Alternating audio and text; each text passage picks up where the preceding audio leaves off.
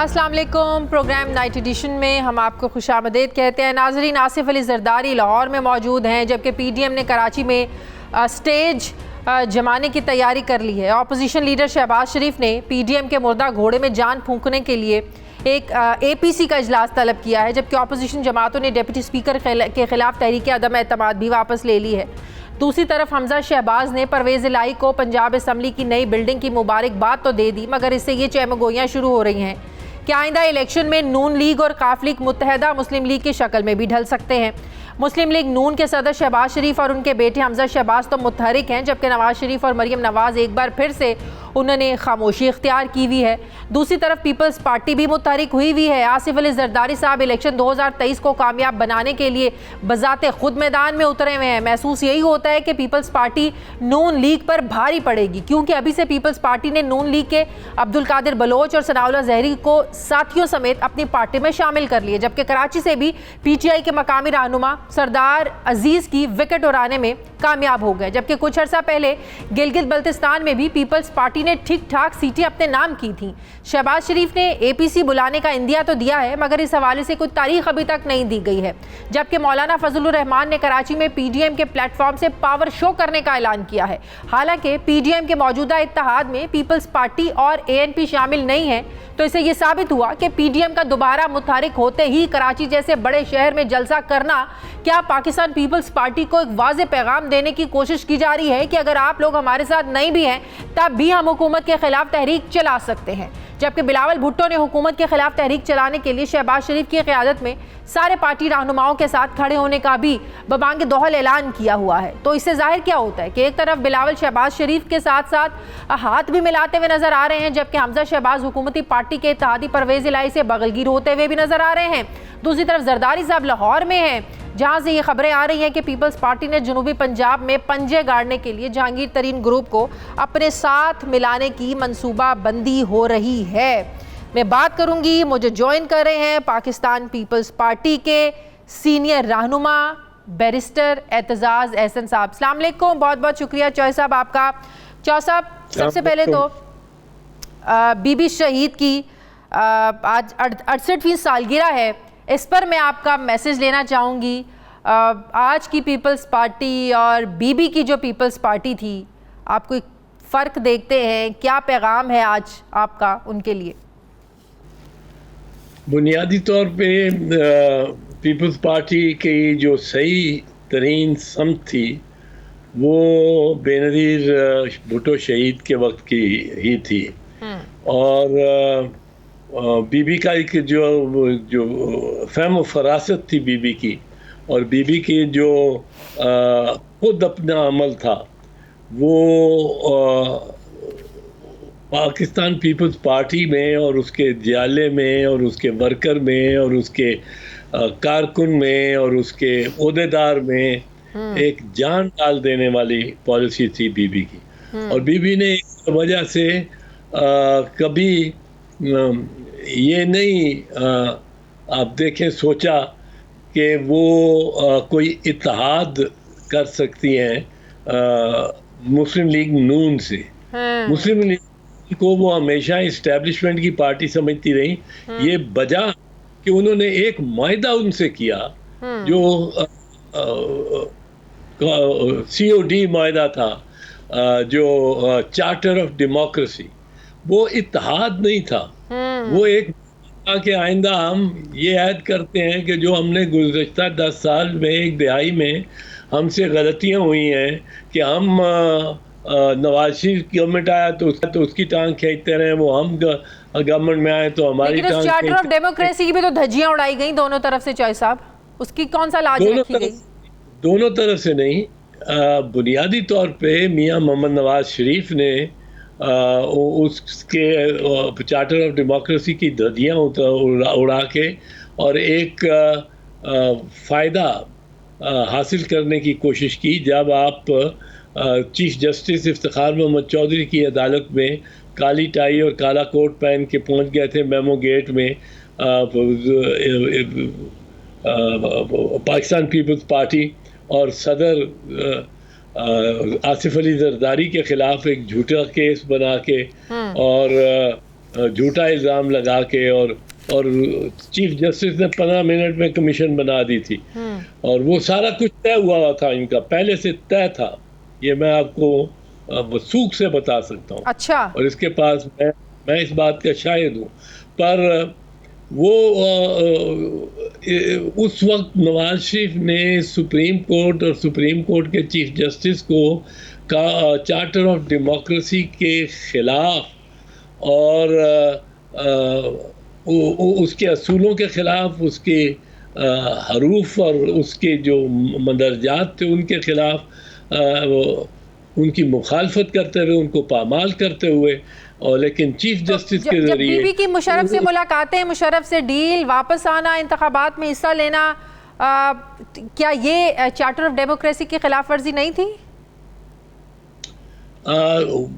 बीबी के जो ने जो मुज़ाकरात किए, मैं तो इस पे रिकॉर्ड पे हूँ और पब्लिकली रिकॉर्ड पे रहा हूँ, और बीबी के साथ भी मेरा इसके बारे में व्यू ये था कि मुशर्रफ, मैंने बीबी को एग्जैक्ट अल्फाज में बताता हूँ, जब 20 जुलाई 2007 को सुप्रीम कोर्ट ने मुशर्रफ को बहाल किया। अब 8 दिन 28 जुलाई, ये याद रखें, 28 जुलाई 2007 को बीबी की और मुशर्रफ की मुलाकात दुबई में हुई, अबू धाबी में। अब वो जो 8 दिन थे, इसमें मैंने 2 दफ़ा बीबी से बात की, मैंने खुद फ़ोन कॉल करके कहा, मैंने उनको अल्फाज ये कहे 22 जुलाई को जो मेरी बात हुई, अभी मुझे पता नहीं था कि ये वाक़तन 28 जुलाई को इनसे अब बीबी मुलाकात कर रही हैं। मैंने कहा, Bibi, we have broken his back, यानी मुशर्रफ की। मैंने फ़ोन पे लाहौर से उनसे बात की, बीबी लंदन में थी। मैंने कहा, Bibi, we have broken his back, he will now come and stand at your doorstep, cap in hand, टोपी करके, asking for pennies. Please do not drop a penny in his cap. ये मैंने कहा। तो मेरा ये बिल्कुल मौक़िफ़ एक तरफ से था। दूसरी जानिब नवाज शरीफ इसकी शिकायत नहीं कर सकते, क्योंकि नवाज शरीफ ने भी उस NRO का फ़ायदा लिया। नवाज शरीफ ने अगर बीबी ने ये किया तो किसी मुमकिन नहीं रखा। मेमो गेट तो वार था, बिल्कुल सदर, लेकिन NRO पे जब बीबी ने उसको गलत या सही, मेरी राय गलत हो सकती है या उसके बसे इख्तलाफ हो सकता है, लेकिन बीबी ने जो NRO से खुद फ़ायदा लिया, यानी वो पाकिस्तान आ गई, पाकिस्तान में आके जमहूरी अमल में और इंतखाबी अमल में उनको शरीक होने की सहूलत मिल गई, तो वही सहूलत नवाज शरीफ को भी मिली और बीबी ने उस पे कोई फ़ायदा उठाया। बिल्कुल सबने फ़ायदा उठाया। अल्लाह ताला बीबी के दर्जात को बुलंद करे। चाचा साहब, मौजूदा PDM जिसका हिस्सा ना ANP है ना पाकिस्तान पीपल्स पार्टी है, APC करने जा रहे हैं, इंतखाबी इस्लाहात पर बात करनी है, वो एजेंडा है, क्या अहमियत है सर इस APC की? देखिए, APC की तो ज़रा अहमियत पता लगेगी अगर ये इसमें से कुछ पॉजिटिव बातें निकलेंगी, पर PDM ने तो एक अपने आप को मतलब है मजाक ही बनाया है अपना, और सारे माहौल का मजाक बनाया। अभी आप देखें, PDM को समझने के लिए ये ज़रूरी है समझना कि पाकिस्तान में एक कल्चर था, एक तकल्लुम का तरीका था, एक रवादारी थी, एक ज़र्फ़ था, जो कि 1985 की इलेक्शन के बाद नहीं रहा। 1985 की इलेक्शन में ये आज़ाद बंटे हर तरफ से ये आ गए 300 असेंबली में। ज़ियाउल हक ने पार्टी किसी के साथ उनका ताल्लुक़ नहीं था, फ्रेश थे, वो पैसा था, दौलत बनाना उनका मकसूद था, और कोई पार्टी का उन पे डिसिप्लिन नहीं था। वो ज़ियाउल हक ने कहा, बच्चों ये सारे हॉल के इस तरफ बैठ जाओ और आपका ये उस्ताद है मोहम्मद खान जुनेजो ये वज़ीर आज़म कहलाएगा। आपकी वजारतें मैं आपको बता देता हूँ, किसको कौन सी वजारत है, किसको कौन सा वज़ीर है, कौन सा चीफ मिनिस्टर है। और फिर आपने ये गवर्नमेंट खेलना है, क्योंकि गवर्नमेंट तो आखिर फौज के पास थी उस वक्त, तो मार्शल लॉ के तहत ये इलेक्शन हुए थे। मार्शल लॉ भी हटा नहीं था, मार्शल लॉ था। तो मार्शल लॉ की इंतज़ामिया के पास सारे इख्तियारात थे।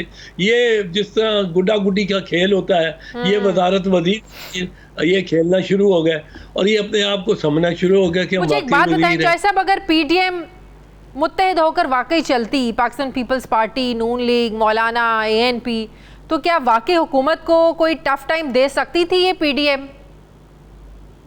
पीडीएम चल ही नहीं सकती थी मुत्तहिद होकर, मेरा पहले दिन से यकीन था। और मैं अपनी पार्टी में भी कहता था, और मैंने इनको कहा कि सुनो बात, अगर किसी की, ये मेरी पब्लिक स्टेटमेंट्स हैं पीडीएम के को मशवरा कि आसिफ जरदारी की सुनो बात, उसके मशवरे पे चलो। तो इसका मतलब पाकिस्तान पीपल्स पार्टी जरदारी साहब से पूछकर नहीं चलती थी? पीडीएम के जो जलसे होते थे, क्या स्ट्रेटेजी होनी है, क्या एजेंडा होना है, क्या बात करनी है, बिलावल साहब अपनी मर्जी करते थे? नहीं, बिलावल नहीं, मैं पीडीएम की बात कर रहा हूँ। ये मैं नवाज शरीफ की बात कर रहा हूँ, जो गुजरांवाला में तकरीर कर देता है, उसको खुद नहीं पता।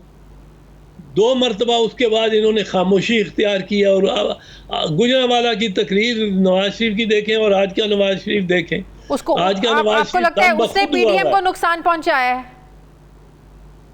नुकसान तो पहुंचा, लाजमी पहुंचा। हाँ। अब वो नवाज शरीफ कहाँ है? मैं इश्तिहार अखबार में देना चाहता हूँ कि वो किधर है, वो नवाज शरीफ किधर है? क्योंकि शहबाज शरीफ एक्टिव हो गए हैं, नवाज शरीफ भी खामोश हो गए हैं, मरियम बीबी भी खामोश हो गई हैं। मरियम बीबी भी खामोश है, लेकिन खामोशी के दौरान उसको जुबैर को भेजते रहते हैं जाके मिन्नत समाजत करने के लिए। और जुबैर ने खुद एडमिट किया कि मैं मिला भी, 2 मरतबा मिला भी हूँ, 5-6 घंटे मुलाकातें हुई हैं। और मैंने उनको कहा है कि मरियम के मुकदमात और नवाज शरीफ के मुकदमात में आप हमारी मदद करें। वो ISPR ने कह दिया कि इसने बात किया, और चीफ ने साफ कहा है कि जो सियासी मामला है वो आप पार्लियामेंट में तय करें, जो कानूनी है वो आप अदालतों में तय करें। अदालतों में। अब फिर ये गरम गुफ्तार हो गए, इन्होंने गरम गुफ्तारी शुरू कर दी। आज फिर इनकी खामोशी हो गई है। इसके पीछे क्या वजह है? इनकी वजह यही है कि ये बुनियादी तौर पे सारा प्रेशर डालना चाहते हैं अपने मुकदमात को ख़त्म कराने के लिए, और इनके पास कोई वजह ही नहीं है। सही। अच्छा चौधरी साहब, अब इंतखाबी इस्लाहात को लेकर तमाम जमातें ज़ाहिर है चाहती तो हैं, चाहे वो पीपल्स पार्टी है, नून लीग है या PTI है, कि इंतखाबात साफ शफाफ होने चाहिए, बिल्कुल धांधली से पाक होने चाहिए। जब हुकूमत बात करती है कि आए हमारे साथ बैठे इंतखाबी इस्लाहात पर बात करें, पार्लियामेंट एक फोरम है जहाँ पर हम डिस्कस कर सकते हैं, तो अब मौलाना साहब और जो नून लीग है, पीडीएम इस एजेंडे को APC में डिस्कस करना चाहती है। चौधरी साहब, पार्लियामेंट एक ऐसा फोरम है जहां ये चीज़ें डिस्कस होनी चाहिए। अब हुकूमत बुला रही है पार्लियामेंट में, वो डिस्कस करने जा रहे हैं APC में। पीपल्स पार्टी कहां खड़ी है सर इंतखाबी इस्लाहात को लेकर? पीपल्स पार्टी इंतखाबी इस्लाहात के बारे में बड़ा पॉजिटिव व्यू रखती है, और ज़्यादा से ज़्यादा इसमें गुंजाइश पीपल्स पार्टी की तरफ से है। और हम तो बहुत पहले से, हम तो सबसे ज़्यादा अगर धांधली हुई है तो हमारे ख़िलाफ़ हुई है तारीख़ी एतबार से। 1988 में हमारे ख़िलाफ़ हमारी मेजॉरिटी को इसहाक खान और असलम बेग कोशिश करते रहे माइनॉरिटी में एक तब्दील करने की, इंतहा कोशिश की। हमारे 96 थे, उनके 54 थे, नवाज शरीफ के MNA, और 109 चाहिए थे। हमारे डिफिसिट को, खसारे को पूरा नहीं होने देना चाह रहे थे। 1990 में तो उन्होंने खुद तस्लीम किया कि उन्होंने IGI बनाई सिर्फ इसलिए कि पीपल्स पार्टी को डिफीट किया जाए। फिर 1997 में इतनी बड़ी धांधली की फारूक लगारी ने और दीगरान ने मिलके, इतनी बड़ी धांधली की कि पीपल्स पार्टी के पंजाब में तो एक सीट ही नहीं आई नेशनल असेंबली में, और कुल 17 सीटें आई अपोजिशन पीपल्स पार्टी के। अब उन 17 सीटों के साथ भी हम ने कहा कि हम पार्लियामेंट का आज फ्लोर पीपल्स नहीं पार्टी छोड़े। पंजाब में जिंदा क्यों नहीं है, जिसको कोशिश तो कर रहे हैं जगाने की जरदारी साहब, पीपल्स पार्टी की कोशिश है कि 2023 के इंतखाबात में पंजाब से सीटें निकालें, क्या वजह है कि एक्टिव नहीं रही पाकिस्तान पीपल्स पार्टी पंजाब में? जय साहब, पीपल्स पार्टी ने बहुत बड़ी कुर्बानी दी है इस हवाले से, बहुत बड़ी कुर्बानी दी है। और वो कुर्बानी इस हवाले से दी है कि जब पीपल्स पार्टी ये सोचते हुए कि जमहूरियत यहाँ चलनी चाहिए और civilian to civilian transfer of power, इंतकाल इक़्तिदार होना चाहिए, सिविलियन गवर्नमेंट से सिविलियन को खुश असलूबी के साथ पावर ट्रांसफ़र हो जाए, जैसा कि हमने किया, जैसा कि आसिफ जरदारी ने किया टू नवाज शरीफ और वो जो इनके सदर थे, उनका नाम क्या था, बड़े वो मेरे ज़हन से भी नाम निकल गए। वो दही भल्ले वाले मोहतरम थे। मैं दही भल्ले, क्या हम कह रहे हैं, क्या आपने दही भल्ले याद करा दिया, बिल्कुल कोई बड़ी बात चली। ममनून हुसैन सदर। मैं आई एम सॉरी, मैं अगर कोई किसी की दिल आज़ारी की है या उनकी हो गई हो इससे, मेरी बातों से, मुझे जेन्युइनली ज़रा नाम उनका ज़हन में नहीं आ रहा था, मैं माज़रत खाऊं। पर ममनून हुसैन साहब और नवाज शरीफ को उन्होंने ट्रांसफ़र ऑफ पावर किया। अब ये ट्रांसफ़र ऑफ पावर बहुत इम्पोर्टेंट कि civilian to civilian transfer of power.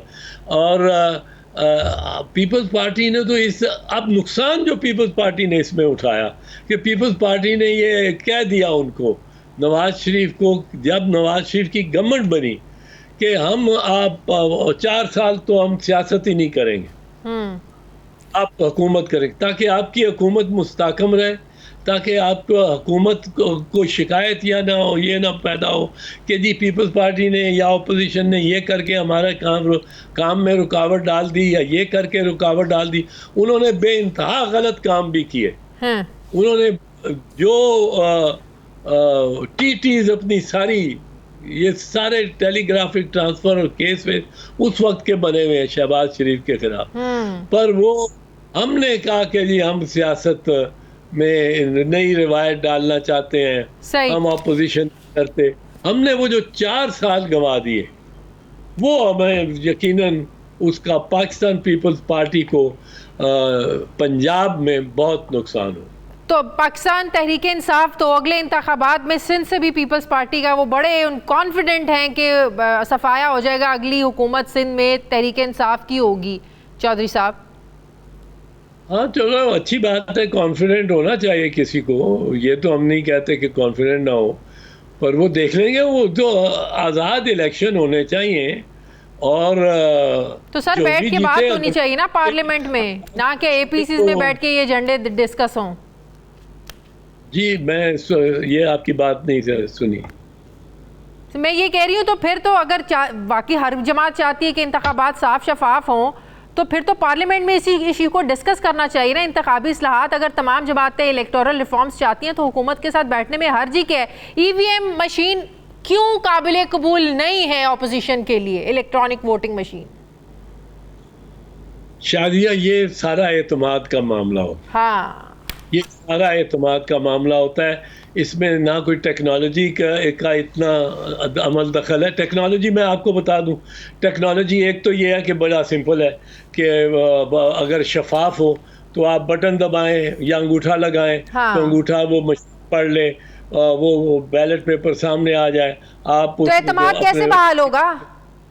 मैं एक चीज़ अर्ज कर रहा हूँ, अच्छा वो आप वो लगाएं, वो उस पर दूसरा अंगूठा लगाएं, वो वोट उसकी गिनती में चला जाए, उस उम्मीदवार की गिनती। लेकिन अब एतमाद कहाँ से लाएं? एतमाद इसलिए नहीं है, दूसरा वो जो मुखालिफ फरीक है वो कहता है, वो कहेगा कि देखो आपने जब मशीन बनाई और उसमें प्रोग्राम डाला, तो उसमें अगर एक प्रोग्राम में आपने ये डाल दिया प्रोग्राम में कि हर 10वां वोट जो है वो एक पार्टी को चला जाएगा, नून लीग को मिसाल के तौर पे चला जाएगा, तो ये शफाफ ना रही, ये कंप्यूटर में आपने प्रोग्राम में फीड कर दिया। सही, और अमेरिका में फ्लोरिडा के जो वोट थे वो एल गोर के ज्यादा निकले थे, लेकिन और नोएडा की स्टेट पे वो हार गया था इलेक्शन। हाँ, वहाँ भी बिल्कुल, पर वो मशीन में कुछ ऐसे वोट थे जो मशीन के ने पूरी तरह उनको निशान नहीं लगाया सेट था। किया हुआ था पहले मशीन से। हाँ, प्रेग्नेंट चैट्स उनको कहते थे, पूरी तरह निशान नहीं लगाया था या छेद नहीं किया था बैलेट पेपर में। और यहाँ बुश जो है, ये जो बुश नहीं है, ट्रम्प आज तक, अभी परसों वो इलेक्ट्रॉनिक वोटिंग के खिलाफ वो तकरीर कर रहा था कि ये सारा मेरे खिलाफ बड़ी जुल्म हो गया, ज्यादती हो गई तो है। ट्रम्प जीते भी तो इलेक्ट्रॉनिक वोटिंग से ही थे ना। ट्रम्प जीत के भी तो ऐसे ही आए थे, इसी सिस्टम से जीत के आया था ट्रम्प।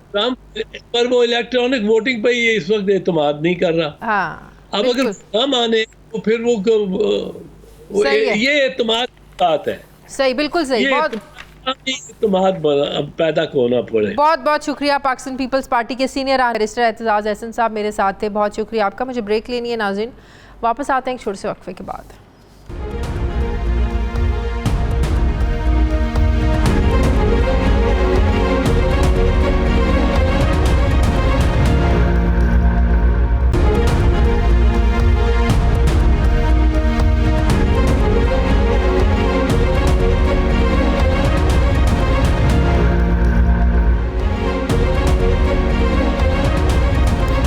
ब्रेक के बाद एक बार फिर से आपको खुशामदीद कहते हैं। वज़ीर-ए-आज़म के मुआविन ख़ुसूसी बराए सियासी रवाबित डॉक्टर शहबाज गिल साहब मुझे ज्वाइन कर रहे हैं। अस्सलाम वालेकुम, बहुत बहुत शुक्रिया डॉक्टर साहब आपका।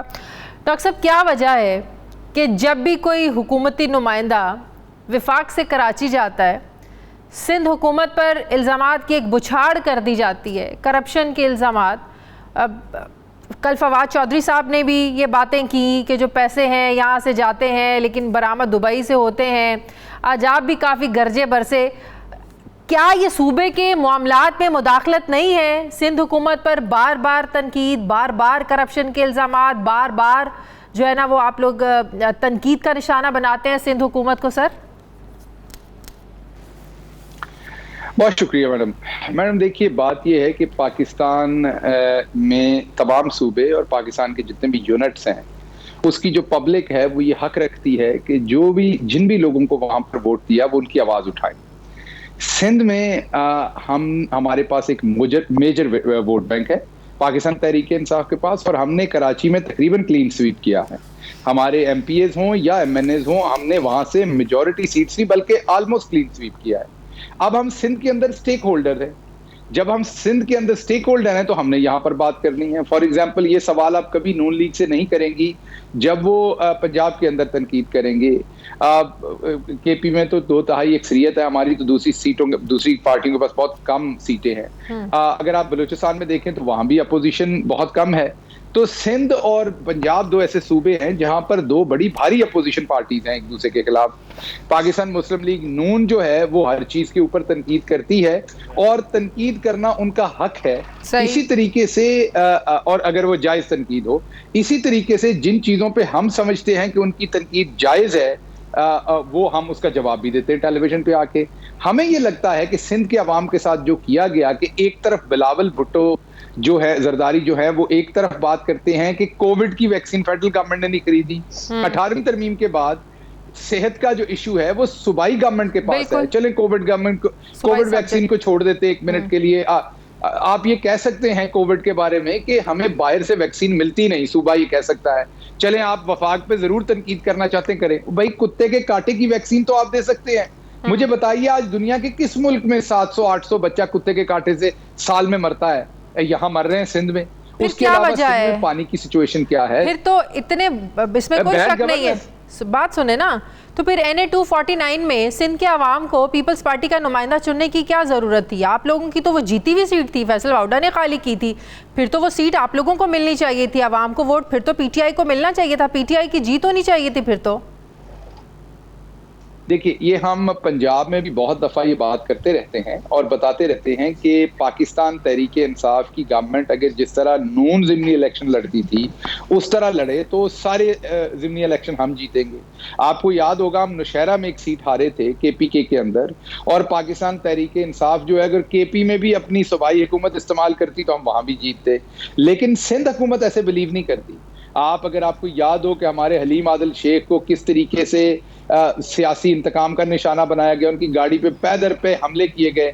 उसके बाद ये जिस इलेक्शन की आप बात कर रही हैं, इसमें भी हुकूमती मशीनरी इस्तेमाल हुई या नहीं हुई, हमें छोड़ दीजिए। पाकिस्तान मुस्लिम लीग नून और दूसरी जमातों की स्टेटमेंट्स ले लीजिए, सारे वहां पर रोए कि हुकूमती मशीनरी इस्तेमाल हुई। डस्का के इलेक्शंस में क्या हुआ था? उतने वोट के ऊपर तो नाज़िम नहीं बनता, उतने वोट तो आप लोगों ने डस्का के इलेक्शंस में, वहां से एमएनए बन के डस्का के इलेक्शंस आप लोग हारे तो इलेक्शन कमीशन के मुस्ताफी होने का मुतालबा कर दिया आप लोगों ने कि पूरे का पूरा इलेक्शन कमीशन ही मुस्ताफी हो जाए।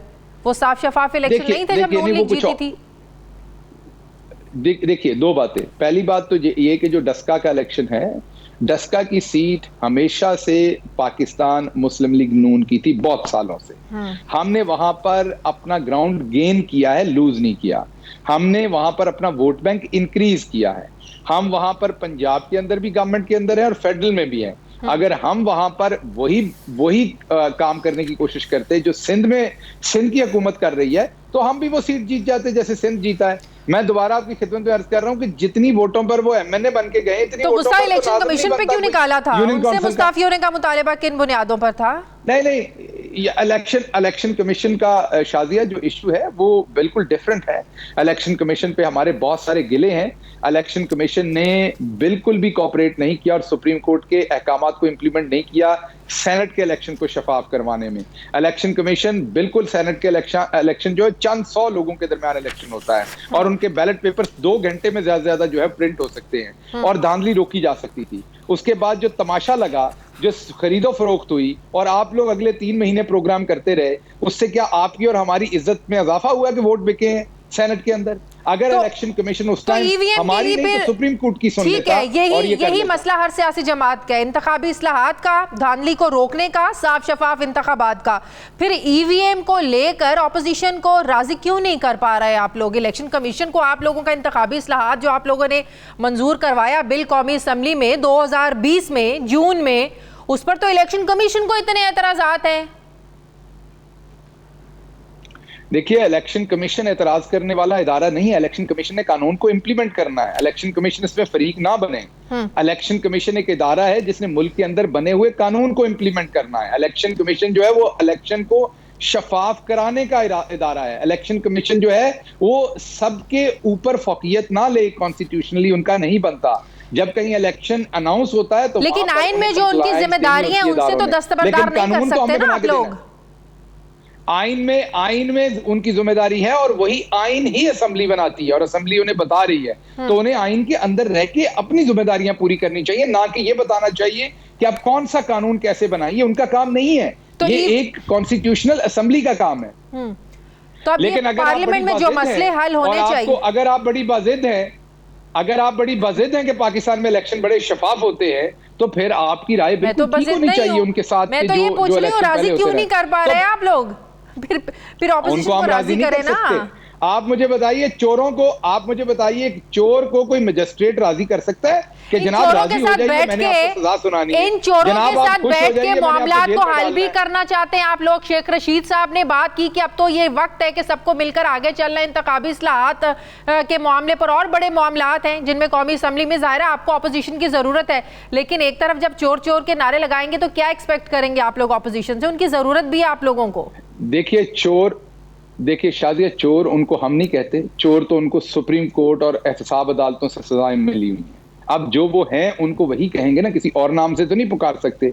तो चोर कहने पे तो इतना गुस्सा नहीं करना चाहिए, और अगर करना है तो फिर लंदन तो क्या पाकिस्तान में भी कोई प्रॉपर्टी और हजूर ये है वो ज़राए के सारे झूठ वापस खाने पड़ेंगे और आवाम से माफी मांगनी पड़ेगी और लूटा हुआ पैसा वापस देना पड़ेगा। तो हम उनको चोर कहना बंद कर देंगे। फिर चोरी तो उनकी साबित हुई है, तो हवाई तो नहीं मिलाए बगैर आप कानूनसाजी कर सकते हैं। आप लोगों को पता है आप लोग इस पोजीशन में नहीं है, सेनेट में आप लोगों की मेजॉरिटी नहीं है। हम कानूनसाजी कर चुके हैं, और अगर जरूरत पड़ी तो हम इकट्ठा इजलास करवा के तो अपना बिल पास करवा लेंगे। पहले नहीं करते आया, अभी भी कर लेंगे। वो भी कानून ने एक रास्ता दिया हुआ है, वो भी एक कानून ने रास्ता दिया हुआ है ना, वो गैर कानूनी रास्ता तो नहीं है। वो अगर गैर कानूनी है तो बता दीजिए। लेकिन ऑर्डिनेंस की मुद्दत भी कितनी होती है ये भी आपको पता है।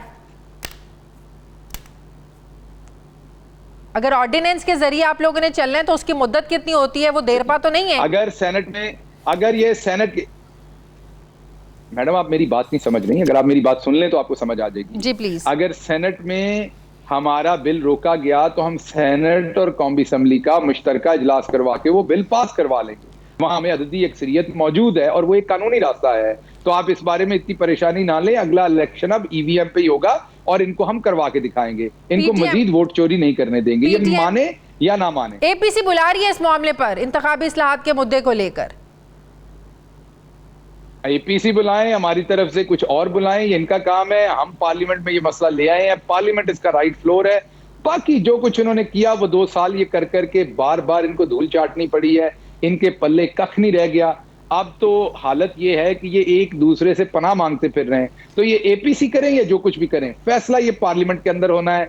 बिल हमने वहां से पार्लियामेंट से पास करवा दिया, सेनेट में जाएगा, इंशाल्लाह पास हो जाएगा। नहीं हुआ कंबाइन इजलास करके, कानून ही वो एक रास्ता देता है, वहां से पास करवाएंगे और इस बिल को इंप्लीमेंट करेंगे।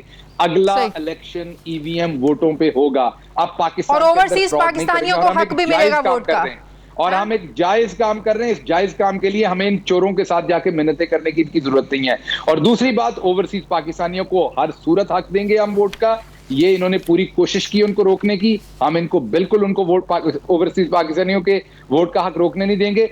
ये मुझे जवाब देना, इनके जितने लीडर वहां बैठे हुए हैं क्यों बैठे हुए हैं। नवाज शरीफ तो खुद अब एक ओवरसीज पाकिस्तानी है, पनाह ये बाहर लेते हैं, खाने और खाबे ओवरसीज पाकिस्तानियों से खाते हैं, उनके घरों में रहते हैं, उनसे शॉपिंग करके वापस आते हैं, एयरपोर्टों से वो इन्हें रिसीव करते हैं और होटल्स में रहते हैं। अभी आप मुझे कहें तो मैं इनके 4-5 पनाहगज़ीन लीडरों के नाम बता दूंगा जो अमेरिका दर बदर फिरते हुए ओवरसीज पाकिस्तानियों के जेब के ऊपर पा रहे हैं। तो आप बताएं, जब वोट का हक होता है तब ओवरसीज पाकिस्तानी बेगाने हो जाते हैं, वैसे वो बड़े लॉयल होते हैं, उनसे वैसे सारे फायदे उठाओ। बेस्ट फोरम है, पार्लियामेंट से बढ़ के कोई फोरम नहीं है इन मामलात को डिस्कस करने के लिए, कानून साजी करने के लिए, आवाम के लिए जो भी आपने कानून साजी करनी है, ओवरसीज़ के लिए करनी है, इलेक्शन कमीशन, इंतखाबी इस्लाहात, पार्लियामेंट से बढ़कर कोई फोरम नहीं है।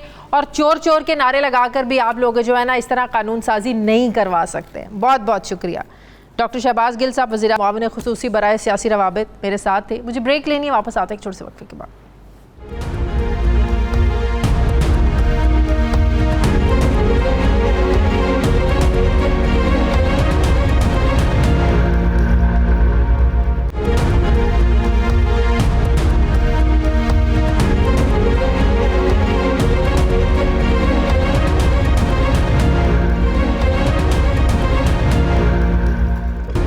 ब्रेक के बाद एक बार फिर से आपको खुशामदीद कहते हैं नाज़रीन। वज़ीर ख़ारजा शाह महमूद कुरैशी ने गैर मुल्की सहाफ़ी को इंटरव्यू के दौरान उसामा बिन लादन की हलाकत से मुतालिक जवाब दिया। उन्होंने उसामा बिन लादन से मुतालिक रियासती जो एक मौक़िफ़ है उसको मुबहम कर दिया, जबकि वज़ीर ख़ारजा होने की हैसियत से शाह महमूद कुरैशी को वाज़ेह और दो टोक मौक़िफ़ देना चाहिए था। ये उसामा बिन लादन ही था जिसके ताक़ुब में अमरीकी अफ़वाज अफ़गान सरज़मीन पर उतरी थी और अब 2 दहाइयों पर मुहीत एक लाहासिल जंग के बाद अमेरिका अफ़गानिस्तान से कूच करने पर मजबूर हुआ है। मगर इस जंग की ना ख़त्म होने वाली बाक़ियात अभी वही मौजूद हैं जिनके मुस्तक़बिल से मुतालिक बहुत से सवालात खड़े किए गए हैं।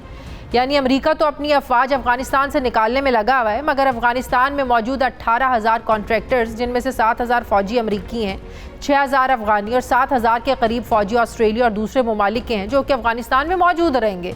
दूसरी तरफ अशरफ गनी शिकस्त तस्लीम करने को तैयार ही नहीं है और इसी हटदर्मी का ये नतीजा है कि अशरफ गनी ने अपने वज़ीर दाखिला और वज़ीर दिफा और आर्मी चीफ की भी छुट्टी करा दी। जबकि दूसरी तरफ तालिबान बड़े पुरअमन तरीके से अफ़गानिस्तान के दर्जनों अज़ला पर जो है कब्ज़े करते चले जा रहे हैं, अपना कंट्रोल हासिल करते चले जा रहे हैं। इस वक्त अफ़गानिस्तान के 50 के करीब ऐसे अज़ला हैं जहाँ पर तालिबान की हुकूमत कायम हो चुकी है और ये सब कुछ बग़ैर जंग के और लड़ाई के बग़ैर बड़े पुरअमन तरीके से हुआ है।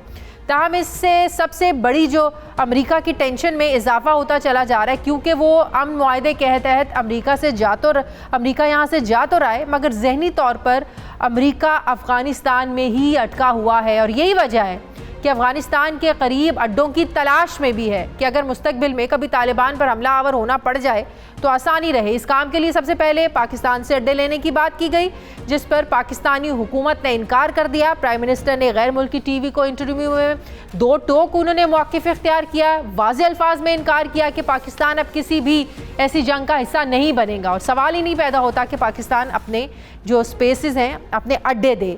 पाकिस्तान से इनकार के बाद ताजिकिस्तान और उज़्बेकिस्तान से भी अड्डे लेने की बात चल रही है, मगर वो अड्डे अमेरिका को इतने मददगार साबित नहीं होंगे कि जितने पाकिस्तानी अड्डों से उन्हें आसानी होगी। इस दौरान अमेरिका में इंडिया से भी हवाई अड्डे लेने की ख्वाहिश उभरी, मगर बात वहीं आ जाती है कि उन्हें पाकिस्तान की एयर स्पेस इस्तेमाल करना होगी। अब यहाँ से कहानी का दूसरा रुख जन्म ले रहा है। मकबूजा कश्मीर में भारत ने जो गैर इंसानी कदम उठाया था, इसे 3 साल होने को आए। इस दौरान पाकिस्तान ने भारत के इस इकदाम के खिलाफ हर फोरम पर आवाज़ उठाई है और यूएनओ की जनरल असम्बली में वज़ीर आज़म इमरान खान ने तारीखी खिताब भी किया था। मगर इन 3 सालों में मकबूजा कश्मीर की खुद मुख्तारी की हैसियत को ख़त्म करने का जो इकदाम था, ये नहीं हटाया जा सका। जबकि गुज़श्ता दिनों मोदी सरकार ने अचानक ही एक APC बुलाने का ऐलान किया और इस मीटिंग में महबूबा मुफ्ती समेत मकबूजा कश्मीर के दीगर कायदीन को भी मदऊ किया है। ताहम APC का एजेंडा अभी तक वाज़ेह नहीं हो सका है कि APC बुलाने के पीछे भारतीय सरकार का मकसद है क्या। जबकि इस हवाले से ऐसी अफवाहें मंजर आम पर आ रही हैं, ये चहमगोइयाँ हो रही हैं कि भारत पर शायद अमेरिका का दबाव है और ये एक डील है कि अमेरिका भारत से मकबूजा कश्मीर की खुद मुख्तारी ख़त्म करने का इकदाम वापस करा के पाकिस्तान से हवाई अड्डे ले लेगा। इस अफवाह में किस कदर हकीकत है, ये तो आने वाला वक्त बताएगा। दूसरी तरफ मोदी सरकार की तरफ से बुलाई जाने वाली APC से मुतालिक पाकिस्तान का मौक़िफ़ भी सामने आ गया है। वज़ीर ख़ारजा शाह महमूद कुरैशी ने भारतीय APC से मुतालिक शदीद तशवीश का इजहार किया है और कहा है कि मकबूजा कश्मीर की क़यादत ने APC को मुस्तरद किया है और इस हवाले से होने वाले इजलास के दरपर्दा एतराफ़ में दिखाई देता है कि सब अच्छा नहीं है। मैं बात करूँगी, मुझे ज्वाइन कर रहे हैं दिफाई तज्ज़ियाकार जनरल रिटायर्ड नईम खालिद लोधी साहब। अस्सलाम वालेकुम, बहुत बहुत शुक्रिया जनरल साहब आपका। जनरल साहब, आपने भी यकीनन प्राइम मिनिस्टर का वो इंटरव्यू देखा होगा, गैर मुल्की TV को उन्होंने इंटरव्यू दिया। जब उनसे ये पूछा गया, सवाल पूछा गया अपने हवाई अड्डे देने का, अपनी ज़मीन देने का, कि अगर मुस्तकबिल में तालिबान पर हमले करने के लिए पाकिस्तान के अड्डे मांगे जाएं तो पाकिस्तान का क्या रिएक्शन होगा। बड़े वाज़ेह 2 टोक अल्फाज में प्राइम मिनिस्टर ने इनकार किया कि पाकिस्तान अब ऐसी किसी जंग का हिस्सा नहीं बनेगा। उन्होंने कोई जो है ना वो लगी लिपटी बात नहीं की, कोई अगर मगर बात नहीं की, बिल्कुल नो मोर का एक वाज़ेह मैसेज दिया है। इस नो मोर के मैसेज का क्या पाकिस्तान पर आपको लगता है असरात पड़ेंगे? FATF भी हमारे सामने है, फिर कश्मीर का मसला भी हमारे सामने है। कोई आपको लगता है कि इस नो मोर का जो मैसेज है ये पाकिस्तान पर नेगेटिव असरात भी आ सकते हैं इसके? ये पहली बात तो ये मेरा ख्याल जो उन्होंने बात कही वो आप यूँ समझें कि पाकिस्तान की अक्सरियत जो अवाम की है उसकी आवाज़ थी। बिल्कुल, इसको तो यहाँ बात को ख़त्म करते हैं। देखें, इसमें मिक्स्ड बैग है। ये लोग समझते हैं कि शायद प्राइम मिनिस्टर ने कोई जज्बात में बात कही या ऑफ द कफ ये बात कही या नी जर्क रिएक्शन, तो ऐसा नहीं है। मेरा ख्याल it was well considered answer. और इसलिए कि जो हमें इसमें मुश्किलात सामने आने का इम्कान है वो मैं आपको गिनवा देता हूँ। सबसे पहले जो मुश्किल ऑलरेडी हमारे ऊपर आई हुई है वो ये कि आपको पता है अफगानिस्तान की तरफ से हमले बढ़े हुए हैं, क्योंकि वहाँ पर किसी की रिट नहीं है, अभी तक कोई ऐसी डिस्पेंसेशन है नहीं जो पूरे अफगानिस्तान को कंट्रोल करे, तो वो भी इसी प्रेशर का हिस्सा है, ये आप याद रखिए। उसके बाद आपने FATF का जिक्र किया, yes, IMF, yes, world bank, yes. एक बहुत बड़ा फैक्टर मिडल ईस्ट कंट्रीज का रवैया, उसमें गो के अभी मैं समझता हूँ कि अमेरिका का असर रसूख मिडल ईस्ट में ऐसा ऐसा मान पड़ रहा है, लेकिन अभी भी उनका कंट्रोल है।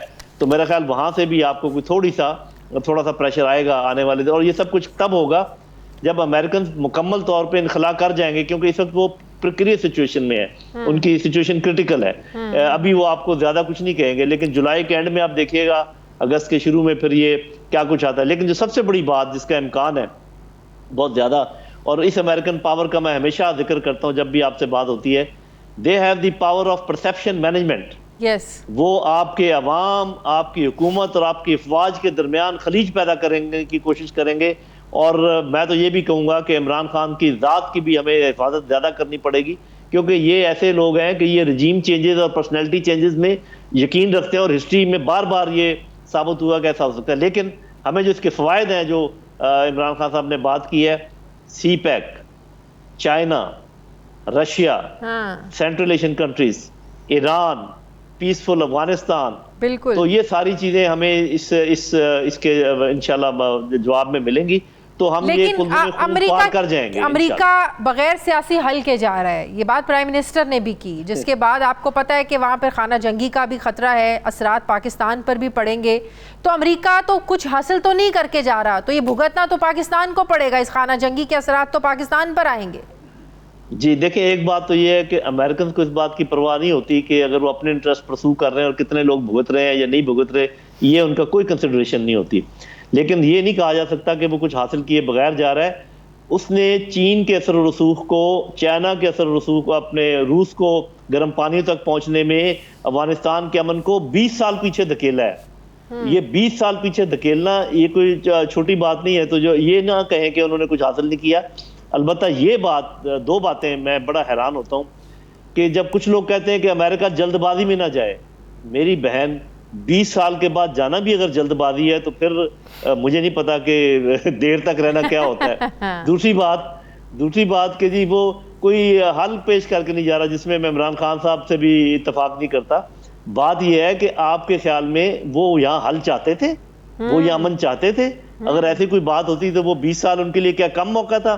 बिल्कुल। तो अब उनसे ये इम्कान रखना या इस बात का ख्याल रखना कि जी वो अमन अमरीकियों को वैसे बार बार वो हिलरी क्लिंटन की वो स्पीच जरूर सुननी चाहिए, वो बयान जरूर सुनना चाहिए, जिसमें वो एतराफ़ करती हैं कि कैसे आज जिन लोगों के खिलाफ हम लड़ रहे हैं, माजी में किस तरह उन्हीं को फंडिंग करते थे, वही उनके हीरो हुआ करते थे, और पाकिस्तानी फौज को और पाकिस्तान को कैसे हम लोगों ने इस्तेमाल किया और फिर उनके हाल पे छोड़ा। ना तो अमेरिका जल्दी जा रहा है और वो उसको जल्द अज जल्द जाना चाहिए, बल्कि बड़ी देर से जा रहा है। दूसरा ये कि उनसे ये एक्सपेक्ट करना कि वो कोई तस्फिया करा के जाएंगे, अरे भाई वो तो यहाँ पर बदअमनी चाहते हैं, उनको जाने दें, उनको दोबारा वापस ना आने दें, इसी में अमन की जीत है। जल साहब, माजी में इंडिया की पॉलिसी रही है कि तालिबान के साथ बातचीत ना रखना, ऐसे ताल्लुकात ना रखना, लेकिन फिर आपने भी देखा कि अफगानिस्तान के बारे में मॉस्को पीस कॉन्फ्रेंस में इंडिया ने एक गैर सरकारी अपनी टीम भी भेजी थी।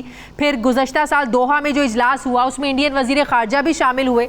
क्या इंडिया की स्ट्रैटेजी बदल रही है तालिबान को लेकर? कहीं इंडिया भी बुखलाया हुआ है कि अमेरिका यहाँ से जा रहा है और तालिबान अगर बहुत ज़्यादा पावरफुल हो जाएंगे तो उनका क्या बनेगा, जो इतनी उन्होंने इन्वेस्टमेंट की हुई है वहाँ पे?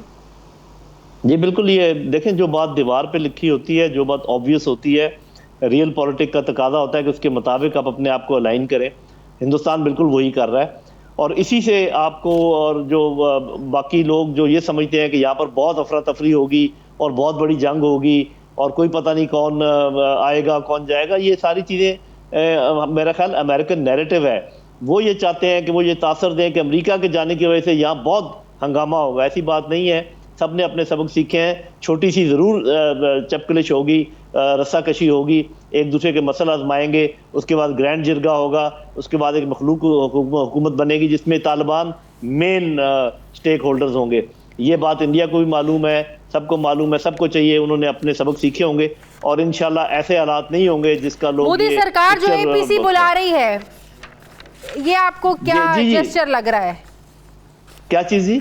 ये जो एपीसी बुला रही है मकबूजा जम्मू कश्मीर के मामलात को लेकर, एपीसी बुलाना जो है ना, उनका नेक्स्ट स्टेप है। वो उन्होंने कश्मीर को हजम करना है। काफी आधे से ज्यादा हजम कर चुके हैं। उन्होंने प्रैक्टिकल स्टेप्स उठाए हैं, मिलिट्री स्टेप्स उठाए हैं, पॉलिटिकल स्टेप्स उठाए हैं। हमने सवाए डिप्लोमेसी के कुछ किया नहीं है, शिकायतें लगाने के अलावा कुछ किया नहीं है। तो इसलिए वो तो एक एक कदम आगे ही बढ़ेंगे। इसमें सिर्फ हवेला मचाना काफी नहीं है, अगर बढ़ के हाथ रोक सकते हैं तो रोक लें, वरना जो कुछ हो रहा है वो तो नजर आ रहा है। बहुत बहुत शुक्रिया। दिफाई तज़िया रिटायर्ड नईम खालिद लोधी साहब मेरे साथ थे। नाज़रीन, हमारे प्रोग्राम का वक्त खत्म हो गया। फीडबैक हमें ज़रूर दीजिएगा, अपना ख्याल रखिएगा। मुझे इजाज़त दीजिए, अल्लाह हाफ़िज़।